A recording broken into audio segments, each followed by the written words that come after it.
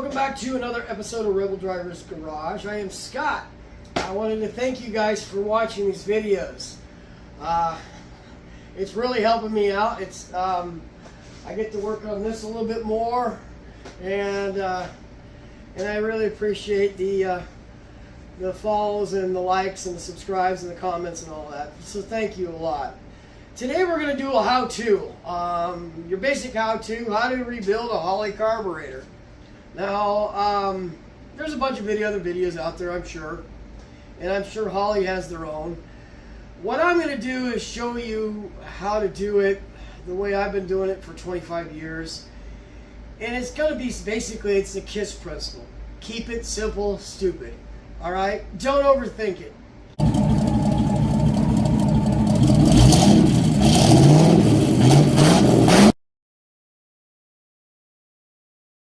What I've got here is your basic Holley 1850 style 4160 or a 600 vacuum secondary. This one's a little bit different. It's this one's a list number 9834, and it looks like it's in pretty good shape, even though it's fairly old. And it's your typical 4160. Now, 4160 means it's a vacuum secondary, which means the carburetor, oops, that's sticking to the bottom of it, has a vacuum pod on it, right? So if it doesn't have this and it has another one of these arms on the back corner here, that makes it a 4150 mechanical secondary or double bumper. This is your basic universal carburetor. This is not an 1850, which has been around since the 60s. This is a little bit different, and it's got some things that are different. It's got an extra vacuum port up here. Instead of having the 3/8 vacuum port, a lot of people put their brakes to on the back or the PCV valve. It's got it on the side. So this one was made specifically for a specific application. It also has this little lever here for you Ford guys. That's what you need for your automatic kickdown to work on like C4s and C6s and such.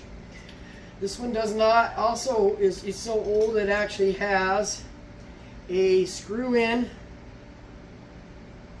vacuum port. This is a ported vacuum port in the side of the metering block, and this is for, like, say your vacuum advance on your car, on your distributor. So let's get started here. All right, so I am not going to be in this video at this point, so you can actually get a better view of the carburetor. This is the Ford lever linkage I was telling you for Ford kickdown. This is the vacuum port I told you about. A lot of them have like a vacuum port that's actually pressed into the metering block there. And this is the vacuum secondary vacuum pod. This one has got an issue that we have to work out here. And this carburetor is older than I thought, but it's got the this is the ground strap that goes here on the electric choke. This is the electric choke pod. A lot of these style carburetors have what they call a mechanical choke or a manual choke, and you'd have to put like a cable running into your car, pull on it, and it closes this flap here. Okay, but this is an electric choke setup here. Now, before you get started on anything, give it a little bit of an overview. Now, this carburetor came off of a 1967 Corvette that originally had a 435 horse 427, and it was a survivor and a driver, and that 427 went missing, and it had a 1970 small block 400 with this sitting on top of a bizarre homemade adapter plate that would fit it onto like a 1963 327 intake. Now the engine was this car was running and driving with this. Now what I meant was by survivor is the car wasn't being driven very much. And what I noticed was that the accelerator pump wasn't moving any fuel, so it had a huge dead spot off of idle. And with the 4-speed transmission, this made the car not really fun to drive. the customer didn't want us to rebuild this carburetor. He just wanted a new one. And so we got him an Edelbrock instead. And I bought this one from him. Now, early carburetors have screw slots, slotted, typical screws that have, like, you take a flathead screwdriver to get those off. Sometime, and I don't know when this happened, 70s, maybe 80s, they went to these 5/16 type bolts for the bowl screws. This one has, they all have like a date on them. This one has 1279, which is probably 12th month of 79, which is about the time they changed over. It's a very old carburetor, but as you can see, it is in excellent condition. Still has the green dichromate finish on it, and I am not sure why there is a vacuum cap on a fuel inlet, but we'll get to that first. So, if you know that the carburetor came off of a running car, and it was running, but it wasn't running very good, and it had been sitting around a long time, it's probably all gummed up inside, which is probably what this problem is here, then you can buy your basic carburetor rebuild kit. This one is an Edelbrock, I believe, this is from Edelbrock, carburetor kit. I got this at the local O'Reilly's, Edelbrock, see? And that's the part number 12750. It's made for 4160 model carburetors, which 4160 means vacuum secondaries without a secondary jet metering block. So it doesn't have a secondary metering block on the back. And it does come with a new, this is the box it comes in. It does have a new diaphragm for the vacuum secondary pod, which is probably pretty old, and probably dried out quite a bit. The other thing, if you want to check, if the carburetor is really old or you're not sure of its condition, flip it over. Now look how nice these throttle blades are. So you can tell that this carburetor probably doesn't have a lot of miles on it. It spent most of its time sitting in the garage collecting dust than it did actually driving. As you can see, the throttle blades move nice and smooth. The vacuum secondary goes back nice, so that means the diaphragm's actually probably still working very well. And they're not covered in black. They're not black soot from the carburetor backfiring or the engine backfiring a lot through the carburetor. The other thing you want to do is you want to check to make sure that there isn't a lot of play in the throttle shafts. And this one's got a little bit's fine, but if it has an excessive amount of play in the throttle shaft, where the throttle shafts go up and down, then you'd probably be better off buying a new carburetor. They have like kits where you can fix them and put little gaskets in them, and you can drill them out, and then you got to take the throttle blades out, and then that's kind of specialized. If you really like the carburetor, you can actually probably buy a new base plate for it and just be done with it. These are like $120. Anyhow, this one looks like in really nice shape. So the first thing you're going to do is prep your area to work. Now this is just a table that I put together with sawhorses and a couple of pieces of board that I used to paint on. As you can see, it's got all different colors on it. You don't need a lot of specialty tools. You don't actually need anything special tool-wise.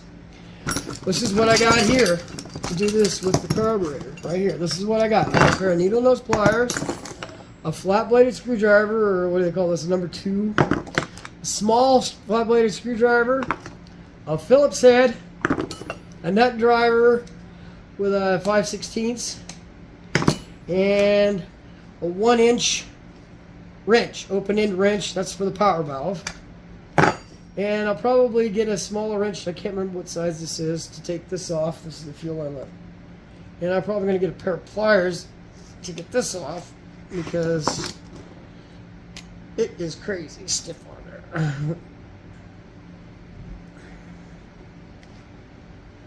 Ugh, yeah, see.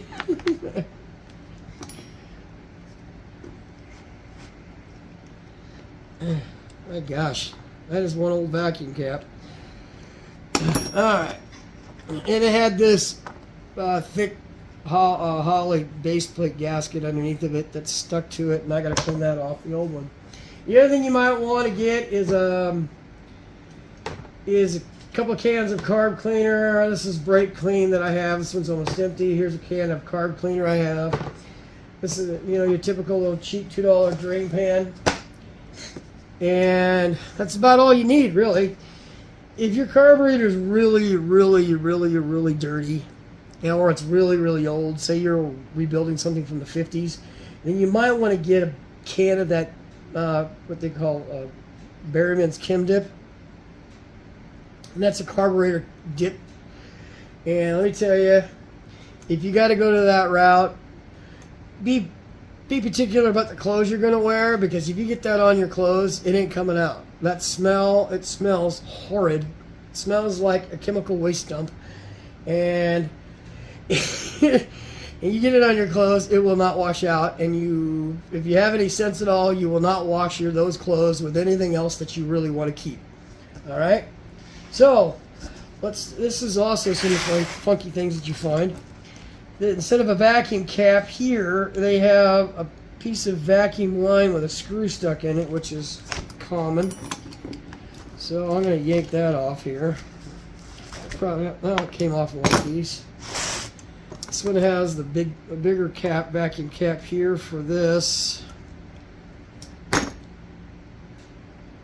That's actually a fairly new, pliable, and maybe reusable vacuum cap.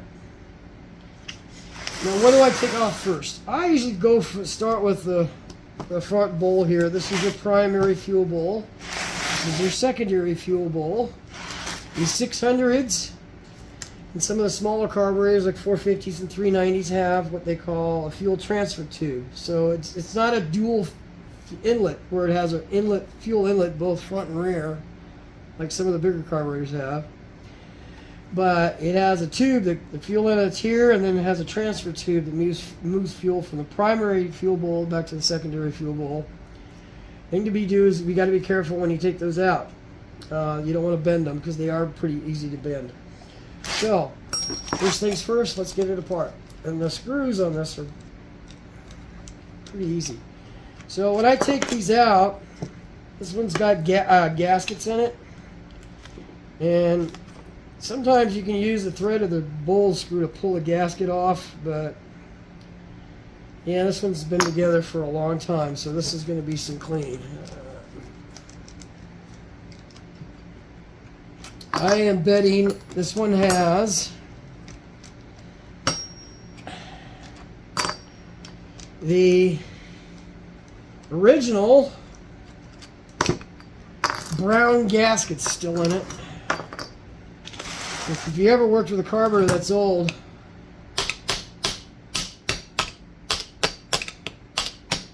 okay, oops, got my screws.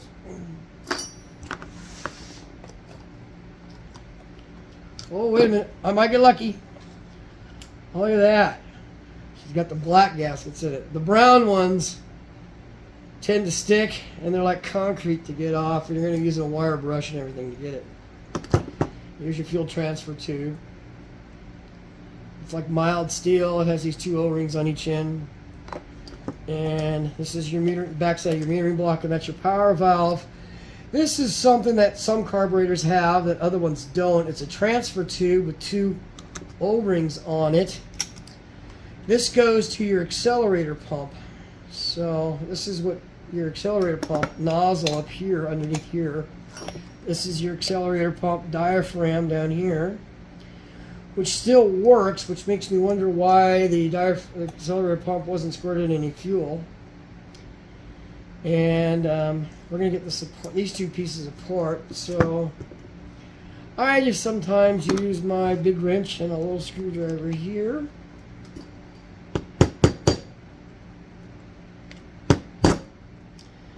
You don't want to go crazy, because you will damage it. This one is made out of pot metal. A lot of the newer Holleys are made out of aluminum. So, let's see if I can get this apart. stubborn. Oh, there's a little bit of space here I can probably get to.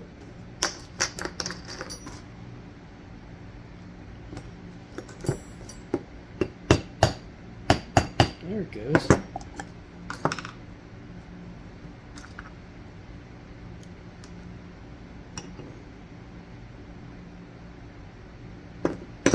An O-ring fell out of it.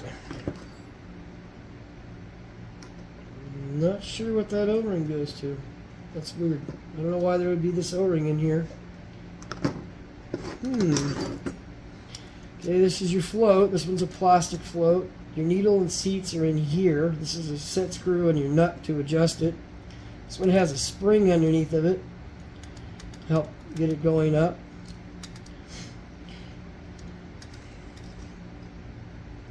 And this is what they call a side hung float, which means the float axles on the side. Center hung ones will have them in the back of the fuel bowl, and it'll go up and down this way. Take note of how it's adjusted.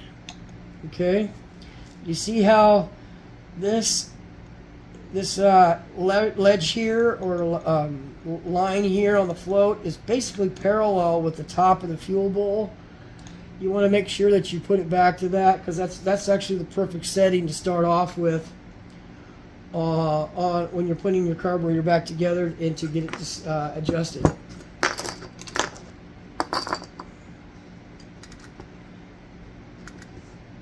Now we just go about ripping the gaskets off. You know what I'm probably going to get is a wire brush and a razor blade to help me get these old gaskets off.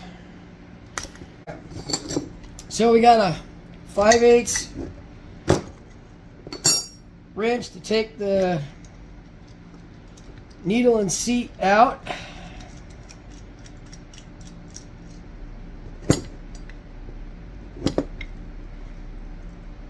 And then you take your wrench here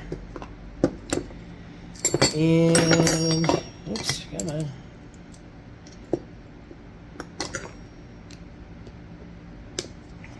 There we go.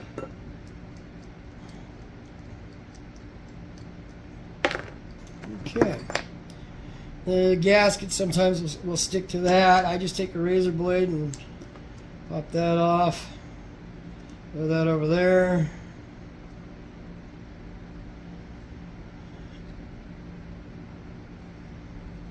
What I'm going to do now is I'm just going to start throwing all the parts into the drain pan here that I've taken off and taken apart.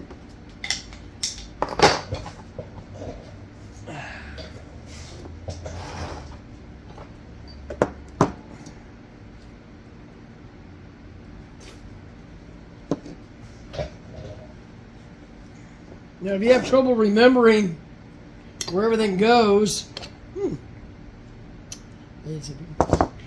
then I would suggest taking pictures as you go. Use your cell phone.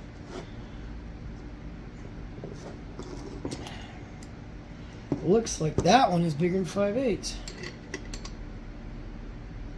Probably 11/16. Okay, I got the fuel inlet off. And you see how it's got this little screen kind of filter going on it. It's got a what they call Banjo Fitting. Because when you start taking it apart, you hear banjos playing and you start hearing the Deliverance song. Alright. Save this. Do not throw this out, because most carb kits don't come with this. And it's a brass screen, so you can actually just hose it out and reuse it. We take the accelerator pump off the bottom.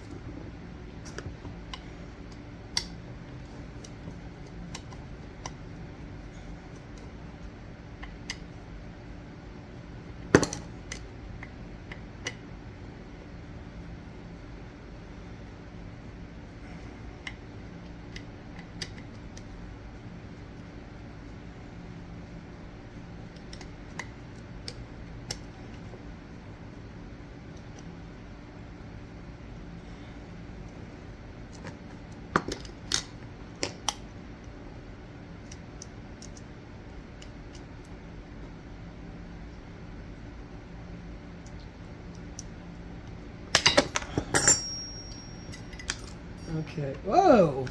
That's interesting. There's supposed to be a check ball in there. Unless it shot out of here when I wasn't looking.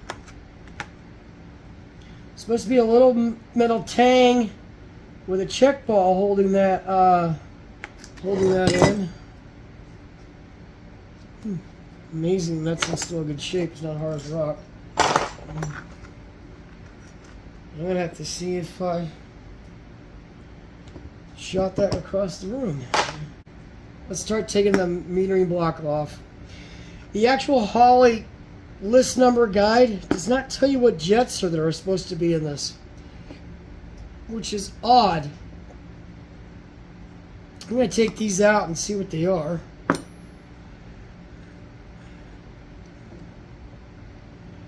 They look like they've been out before because they have the damages of using a screwdriver on them, just like I did. Whoa.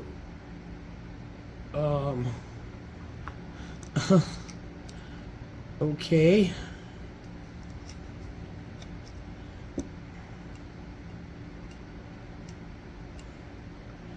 Somebody actually has been in this carburetor because it officially has the smallest jets that I've ever seen in a carburetor.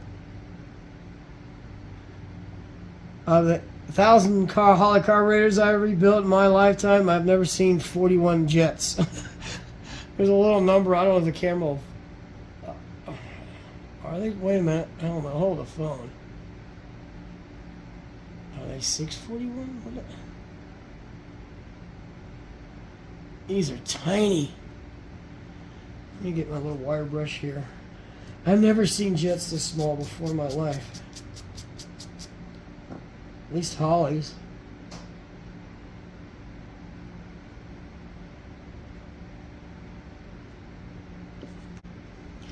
I'm going to pull this little brass tube off here. This is a brass transfer slot. Come on, you. Let's go.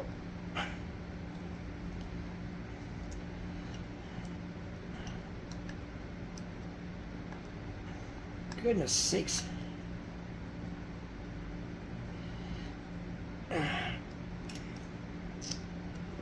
Wow.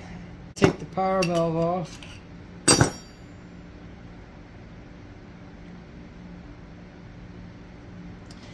It has your standard 65 power valve in here with a decent gasket that actually looks new. Alright, these are your idle mixture screws. Now, if you want to, if say you just wanted to put it back together the way it was running on your car, before you take them out, screw them in. See how many turns it is.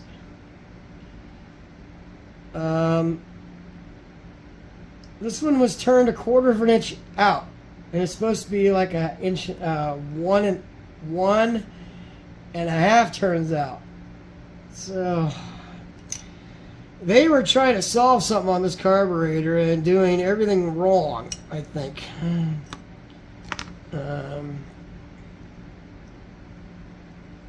See what this one is. Oh, 1.25 turn. So this carburetor was probably leaking internally somewhere. And they band-aided it. Couldn't get the auto mixture screws to do anything. So they band-aided it thinking that, oh, I have a rich idle. I'm supposed to change the jets. Wrong. Changing the jets does nothing to fix a rich idle circuit. Oh boy. I might have to soak this one down a little bit to get this thing out of here. I'll just let that soak for a little bit. We'll move on to the rear bowl.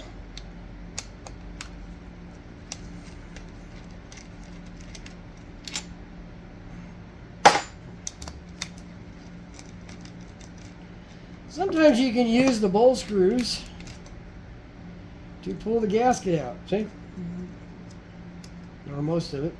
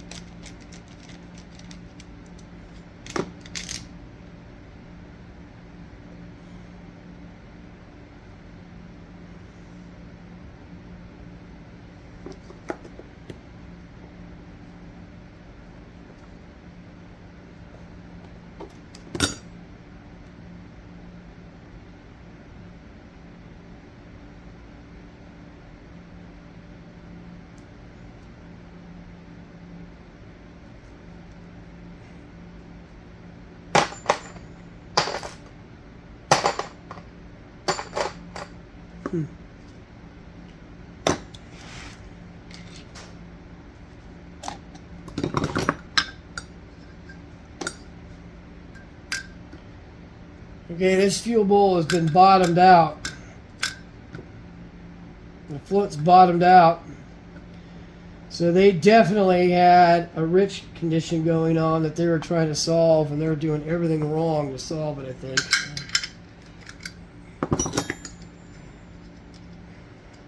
See, this is where it was at, right? And this is where it's supposed to be.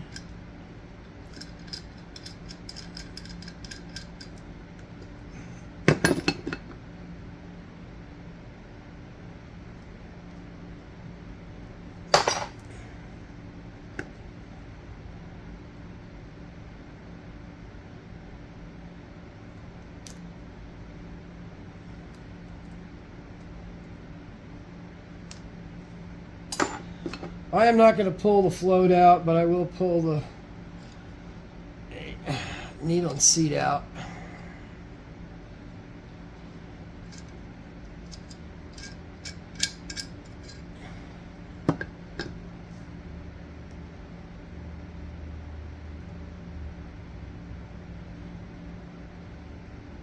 I don't see why the needle and seat, there's nothing in them that's causing it to hold them open. So I wonder what there's going on here. This is your jet plate for the back. This is, if you had a metering block back here, you'd excuse me, you would have jets on it, but this is what they call a metering plate. A jet plate, excuse me. This number here tells you what size the jets are. It kind of works like a metering block. And Holley has a specific tool to take these kind of screws out, but your typical little screwdriver will do it if they haven't been put in with a gorilla. Buy a gorilla, or some dumbass put Loctite on them for no apparent reason.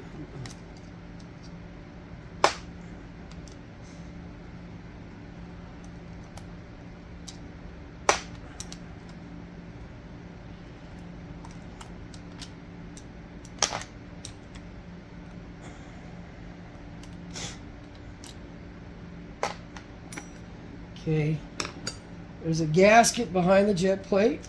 This is what the inner workings of a jet plate look like. There's also this steel plate that's behind here. And take some care of getting this off, because they will bend. Goodness sakes, I'll just take it off behind again.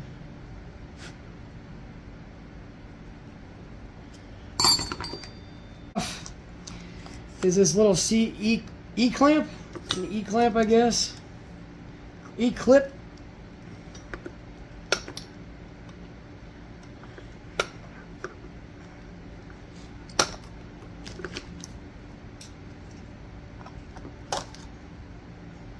That's why some people call them Jesus clips.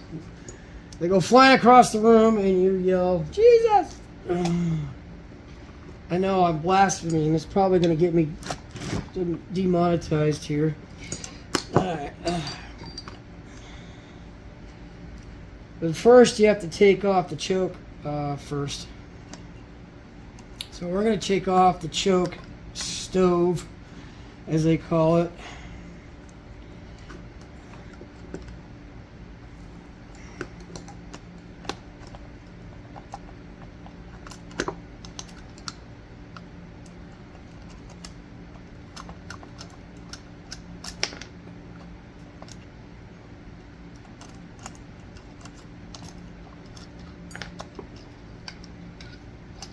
Oh Lord.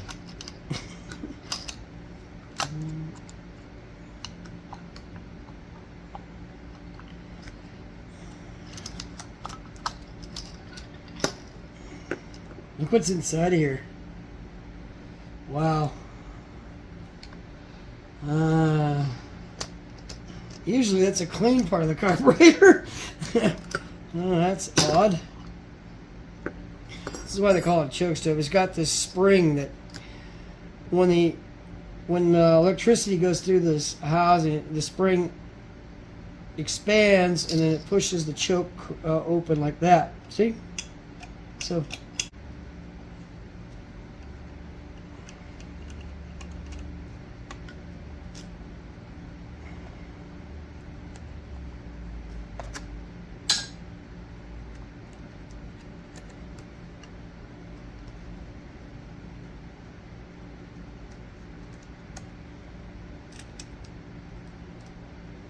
before you can take this off, there is a little clip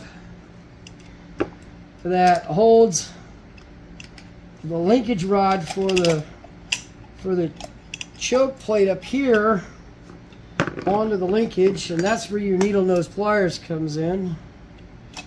You just pull this little baby out. Looks like a tiny little hairpin. Don't lose these. These are hard to come by. And then the choke housing comes off, and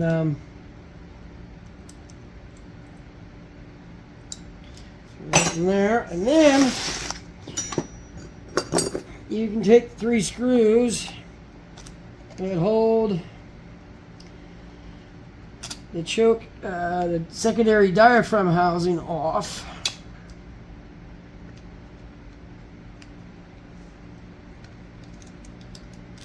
And there's one more that's hidden back here. This is why you have to take the choke off, because of this one screw down here.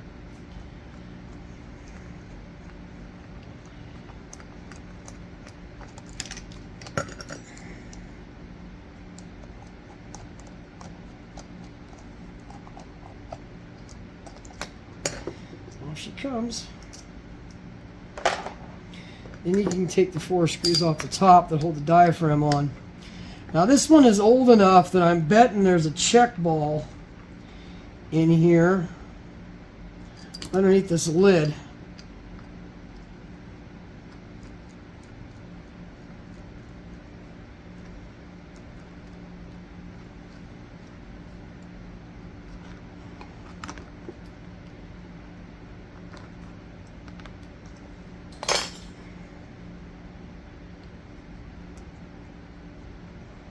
So you see how I got my hand over here that way, because there's a spring in here underneath this lid as well, and you don't want this spring to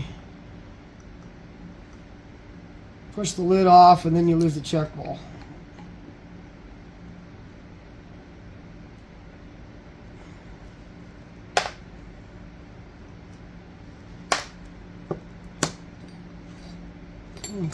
That one's stuck on there, so you can get into this corner here and sometimes pop it up.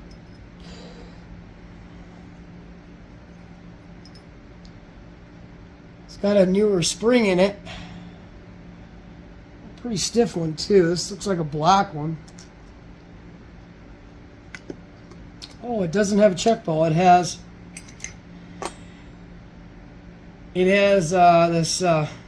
this thing here, which is kind of works like a check ball. This little brass fitting in here. So there's a gasket here you want to remove because you're going to get a new one with the kit. Now, before we take the base plate off, we're going to get the accelerator pump nozzle out. It's a Phillips head screwdriver down in there.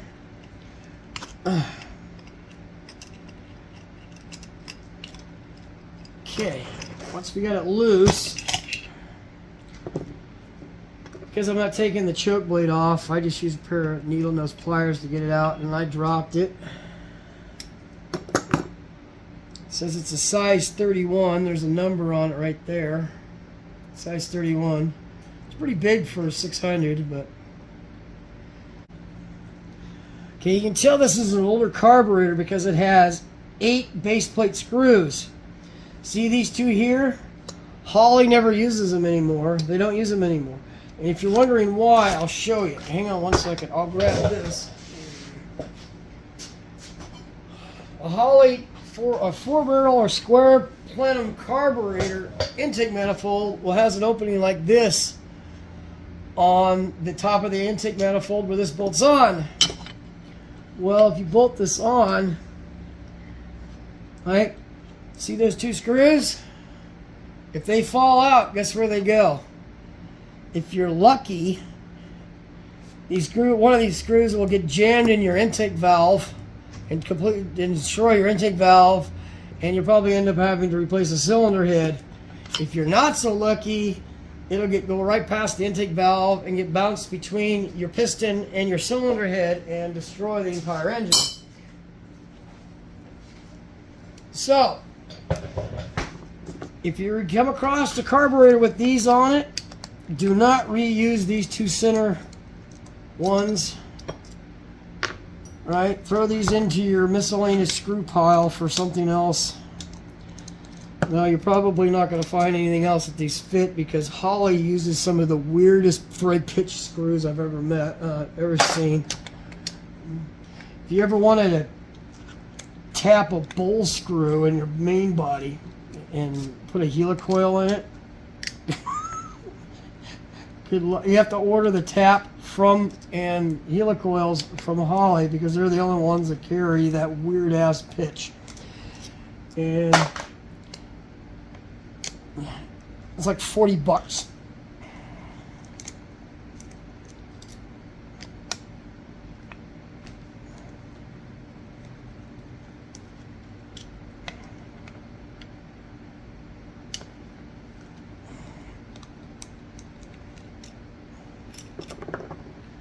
Alright, now I got all those off. Separate the main body.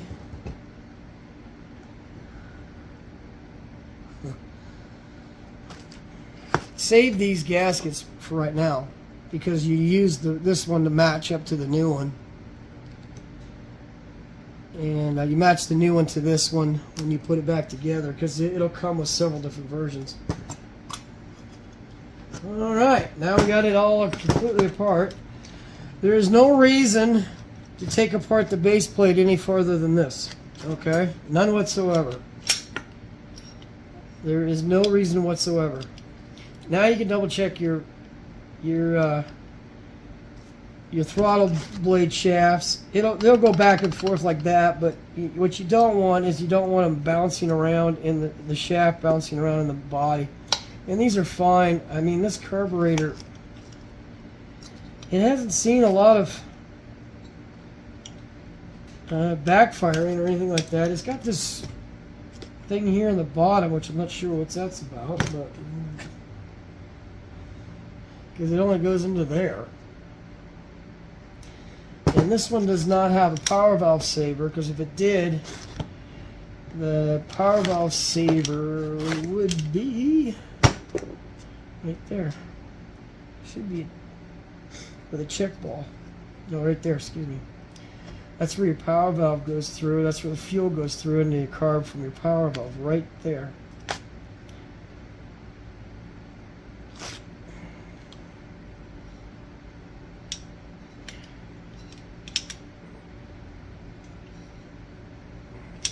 And if you look here,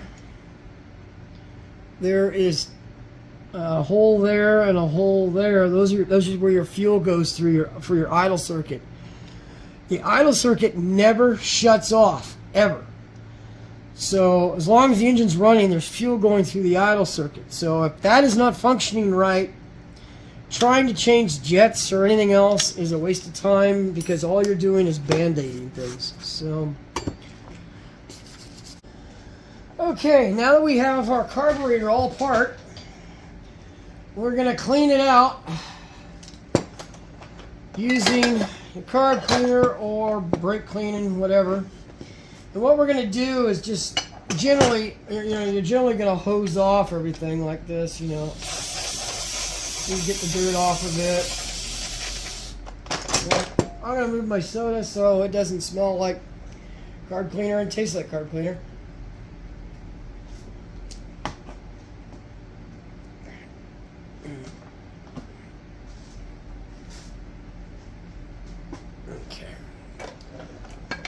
And This one's cleaning up pretty easy. See how the dirt's coming right off? So, now I get 8.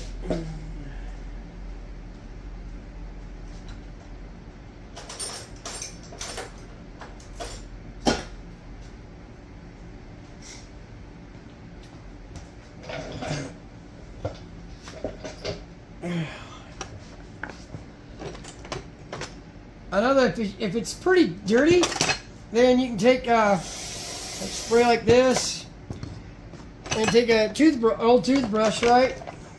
And it'll actually help get all the stuff off. The rest of it's a little more stubborn to get off, right? I'm going to just spray around the linkage. I'm doing this over the drain pan here because all the fluid's falling in the drain pan and everything like the screws and all the other stuff is going to get wet and soaked. So it's getting clean as well. You want to clean out the idle sprayers, right? Which are these 2 holes right here. So,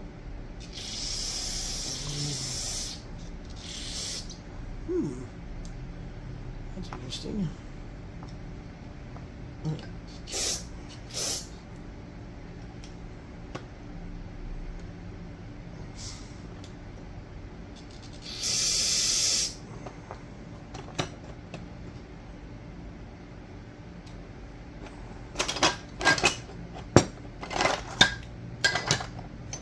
Alright, spray back in through the hole.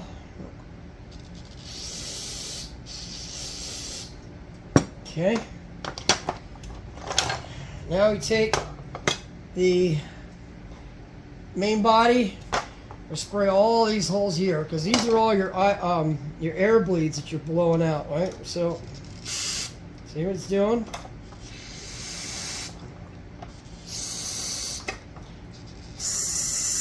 Alright.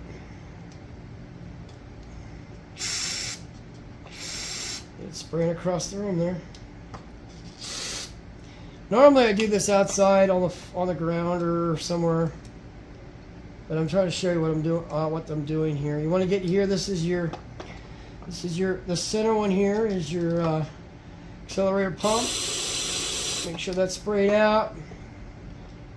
Get all these. Don't be spraying this towards your face because you're going to get it right back in the eye. And watch, see.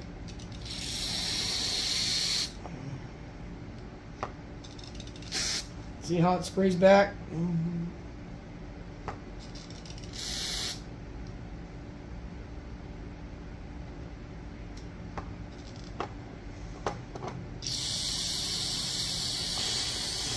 See how it's spraying all that dirt out of there?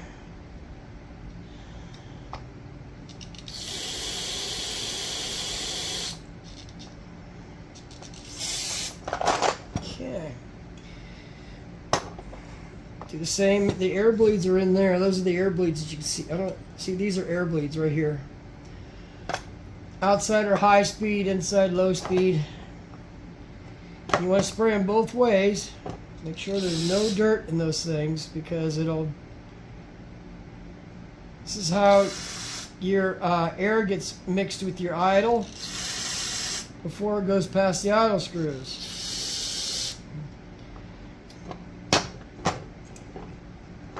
So,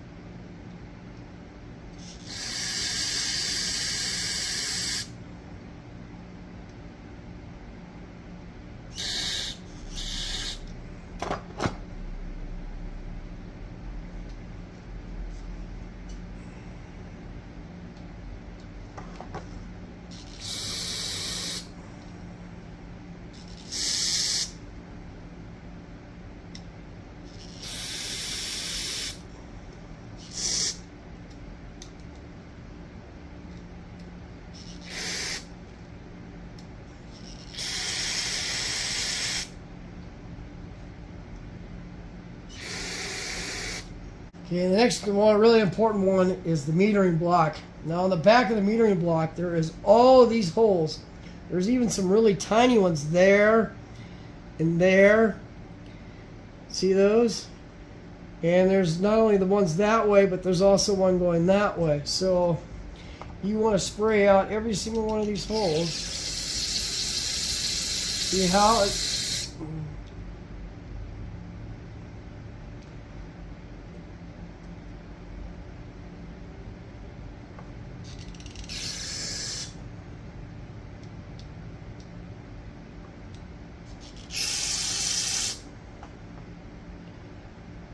Okay.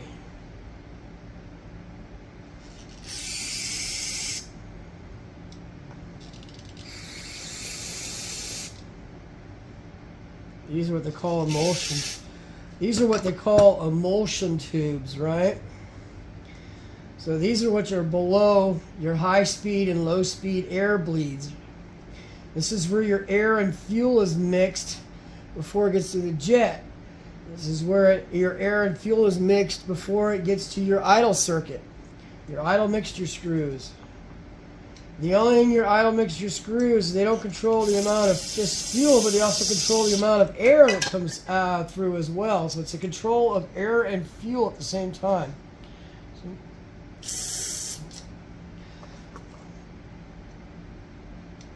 And you want to get all of these.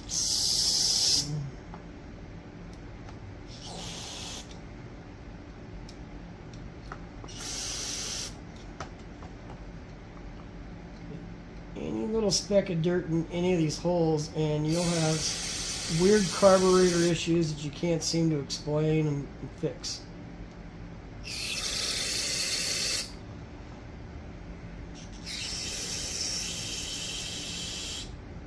Okay. Let that dry off.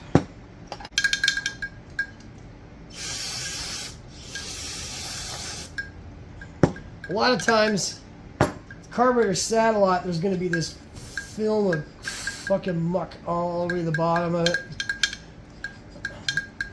Fucking muck. And you want to get all that off. If your metering block has got a bunch of holes that are clogged up, like because it sat so long, you want to really spend some time cleaning them out and make sure you got good airflow. Sometimes if you got a good air nozzle, spray hose out all these little air holes with your compressed air as well.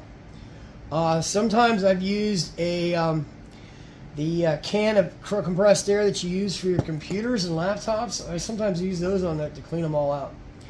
Now we got it all set aside. Everything looks pretty clean. We're going to start putting it back together. I decided while editing this video that I'm going to end it right here. So we've done two things. We've taken the carburetor apart and we've cleaned it. I'm going to put in a second part coming up very soon is the video on how to assemble it and put it all back together. Make that mess of parts into one whole carburetor that will function again. And then I'm going to have a third part that's going to have you take a carburetor, put it on the car, and set it up so it actually works and the car drives good.